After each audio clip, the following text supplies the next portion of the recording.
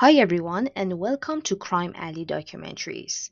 I'm your host, and today we're unraveling a story that blends romance and technology with a chilling twist.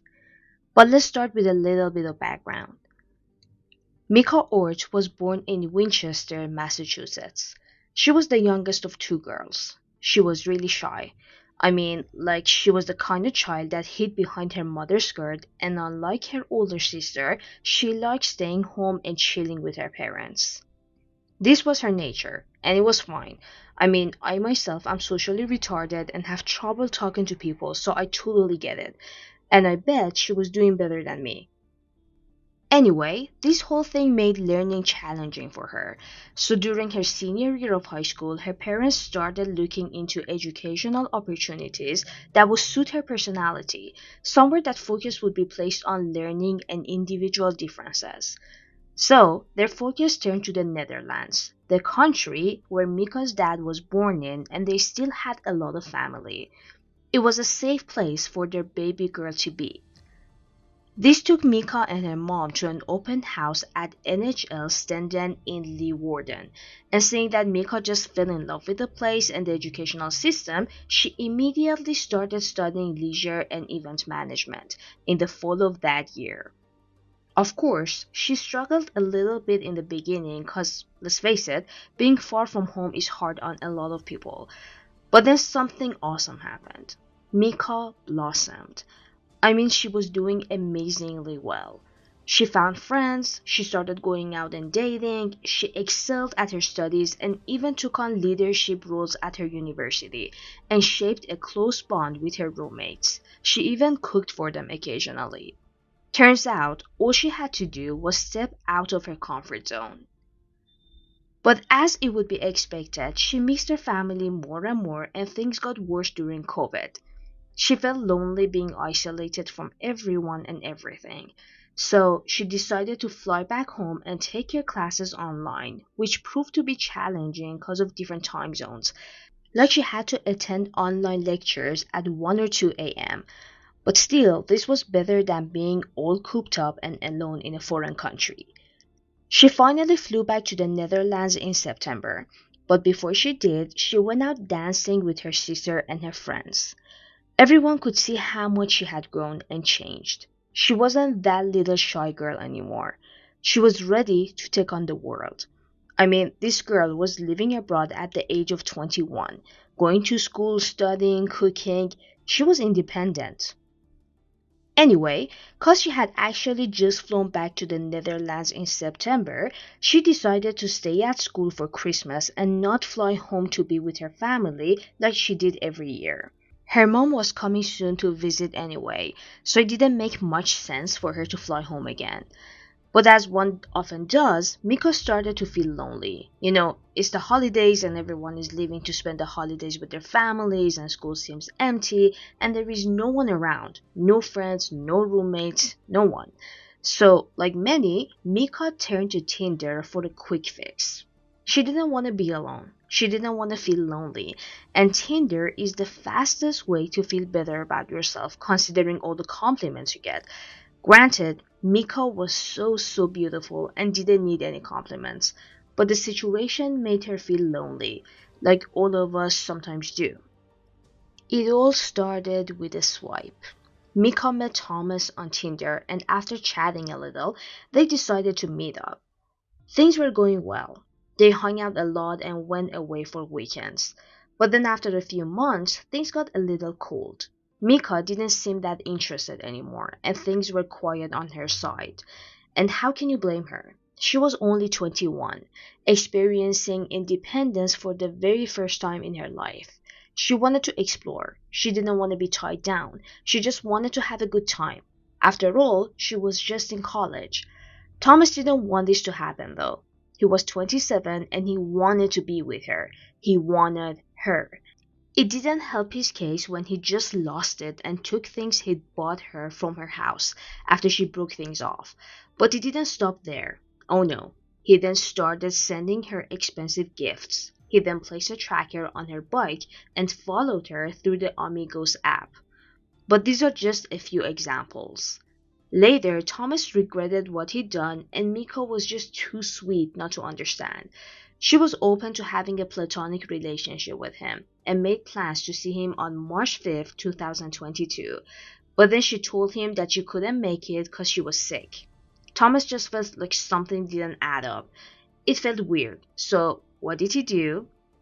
He drove to her house where he found there was a house party, and what he saw made his blood boil. Mieke wasn't sick. She was dancing with a guy. She had just blown him off and rejected him for the second time. Thomas just couldn't take it. He then drove to his hometown of Leek. There, he got a large kitchen knife, a hammer, and two Molotov cocktails.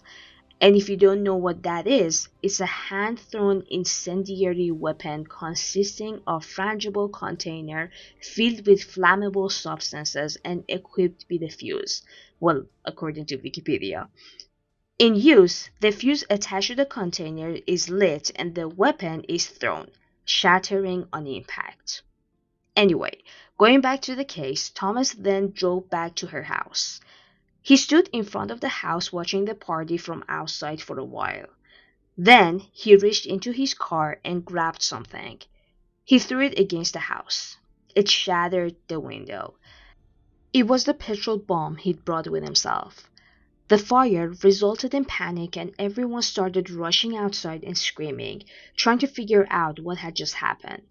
But amidst all the panic, Thomas climbed onto the roof terrace and smashed a door in. Then he went downstairs and saw Mieke on a staircase. He stabbed her 15 times. Mieke was gone. He just murdered a 20-year-old out of jealousy and the fact that he thought he had no chance with her. They were in a relationship for only 3 months, and he decided to kill her over the failed relationship. But he didn't stop there. He also stabbed Ben and Tom, Mieka's friend and then boyfriend. Tom was seriously injured during the attack even though he survived the stabs to his chest. It was only sheer luck that he's still here. Police was called to the scene not because of the stabbings but because of the fire. It was around 3:36 a.m. After the fire was put out, Mieka's body and the two injured men were discovered. They were 25 and 30 years old.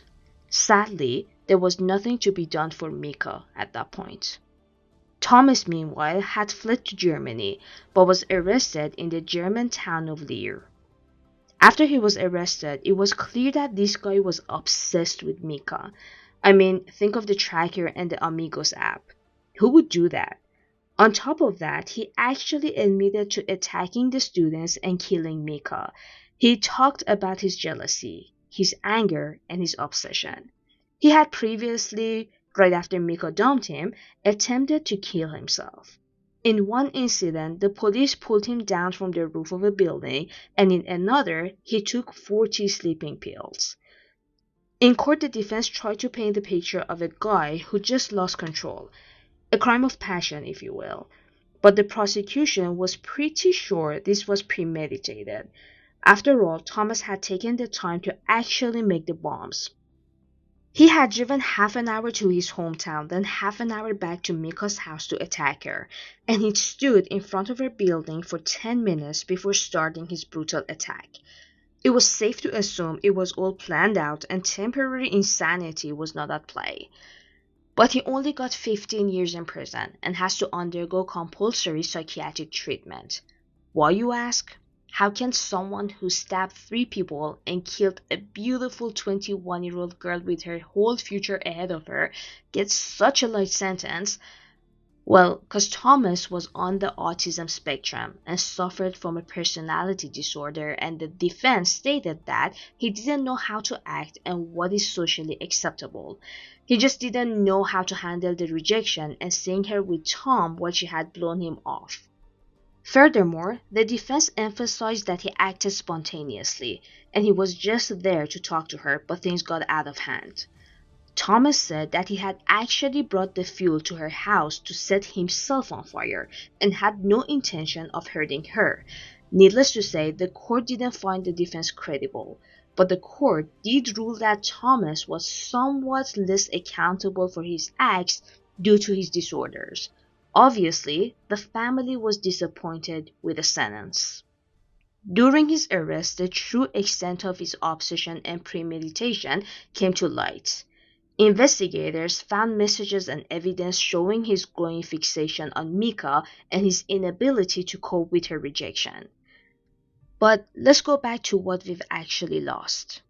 Mieke was described as sweet, diligent, kind, and wise, someone who brought sparkles to everyone's lives.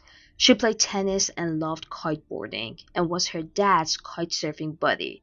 She was just starting to blossom and living her life for real. She was just a third year student and was supposed to graduate in 2024 according to her LinkedIn. Her life was so tragically cut short. It's devastating. Mika's death sent shockwaves through her community and beyond.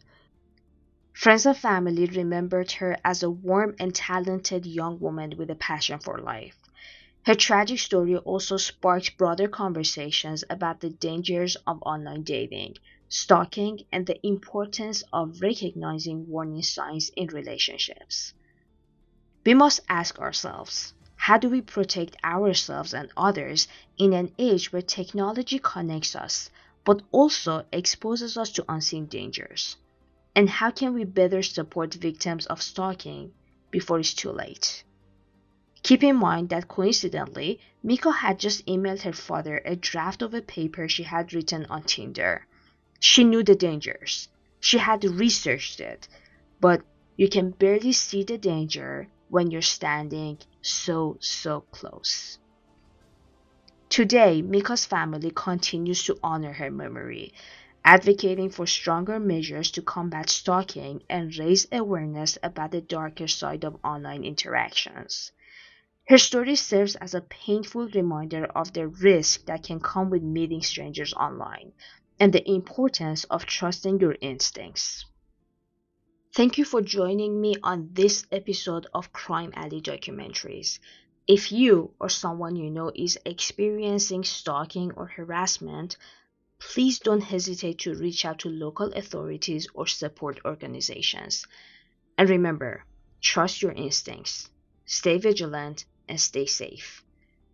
Don't forget to subscribe and join us next week as we uncover another story where shadows meet the spotlight. Until then, take care.